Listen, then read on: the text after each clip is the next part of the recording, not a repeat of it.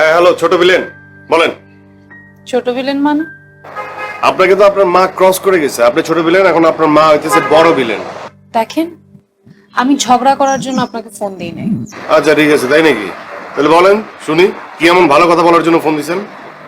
আমার মায়ের ধারণা আপনি একজন ভালো স্কলার, স্মার্ট, গুড লুকিং এবং একজন ভালো ছেলে। আরে আপনার মার ধারণা একদম ঠিক, বোঝেন না? আমি তো ভালোই, এই জন্যই তো আপনার মা আমার গলায় আপনাকে ঝুলাতে যাচ্ছে। আমি আবারও বলছি, আমি আপনাকে ঝগড়া করার জন্য ফোন দেই নাই। আচ্ছা বলেন, কি বলতে চান বলেন। আমার মায়ের ধারণা সত্যি, আপনি আসলে একজন ভালো স্কলার, গুড লুকিং, ভালো ছেলে। যদিও আপনার একটু প্রবলেম আছে, সেটা হলো বদমেজাজ। সেটা বিয়ের পরে টাইট দিলে অবশ্য ঠিক হয়ে যাবে।